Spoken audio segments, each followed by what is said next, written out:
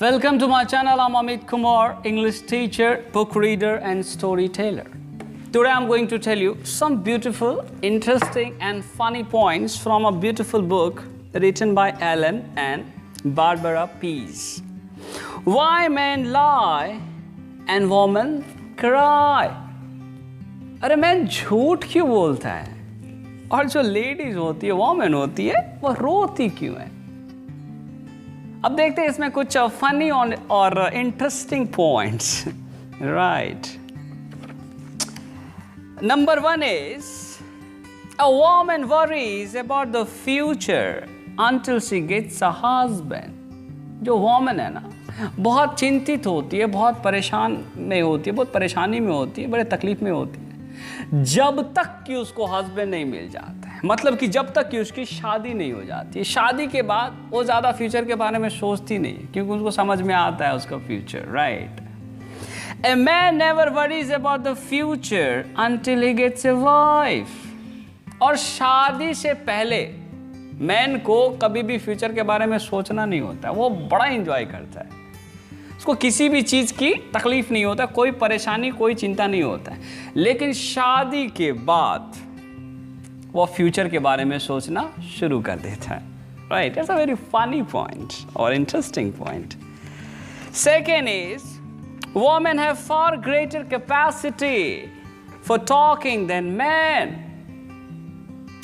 This explains why from a woman's standpoint men don't say much and from a man's standpoint women never seem to shut up. ये जो women होती है ना उनमें बहुत ज़्यादा कैपेसिटी होता है बात करने का. वो बहुत ज़्यादा बात कर सकती है मेन की अपेक्षा.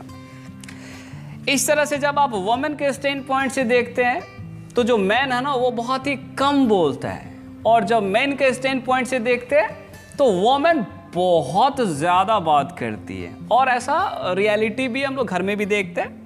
इसमें कहता है कि जो वोमेन है ना 6000 से 8000 वर्ड्स एवरी डे बोलने की क्षमता है उनमें, और वो बोला करती हैं 6000 से 8000 words. My God.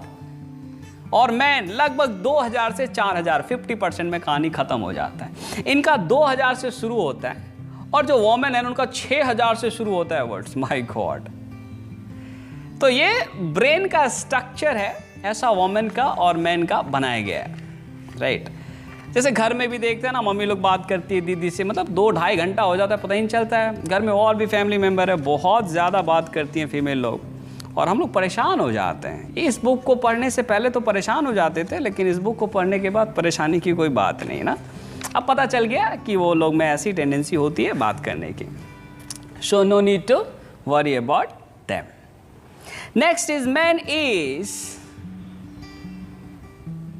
Being a man is you can buy 2 suits, 3 shirts, a belt, 3 ties and 2 pairs of shoes in under 8 minutes.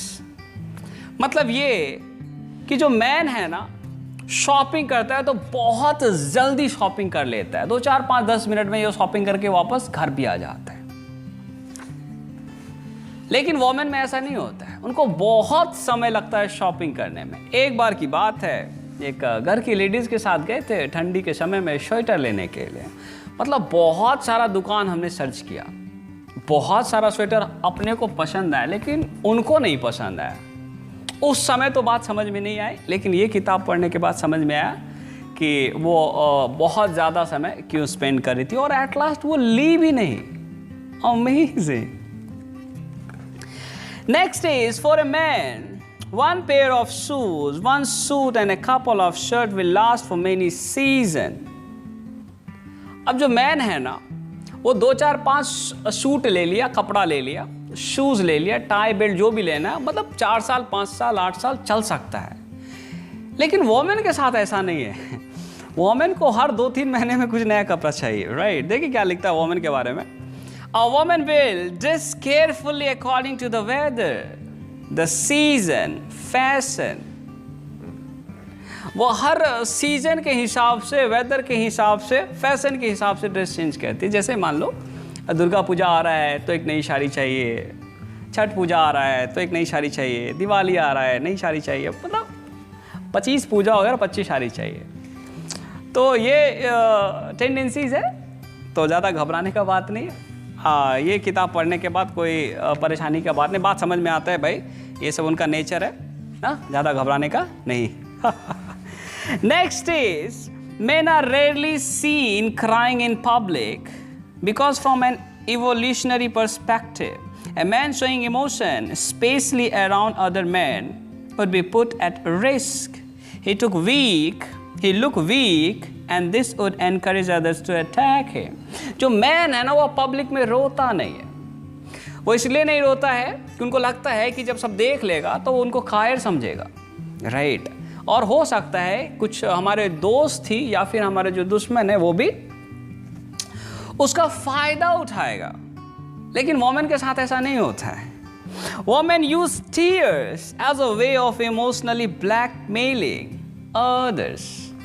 Women है ना टीयर्स का यूज करती है दूसरे को ब्लैकमेल करने के लिए। अब इसका मतलब ये नहीं कि 100% वोमेन जो है ऐसा ही करती है, मैक्सिमम ऐसा पॉसिबिलिटी है, ज़्यादा से ज़्यादा ऐसा होता है, ऐसा नहीं। इसको समझने के बाद ये नहीं है कि कभी कोई औरत रो रही है तो कहे यार ब्लैकमेल क्यों कर रही हो, नहीं, ऐसी बात नहीं है। मोस्ट प्रोबेबली बात यही रहती है कि वो लोग ब्लैकमेल करती हैं, राइट। तो जब भी कभी कोई रोता है तो अपने को समझ में आ सकता है कि ये ब्लैकमेल है या सच का है ना, यू कैन जज। Next is interesting point.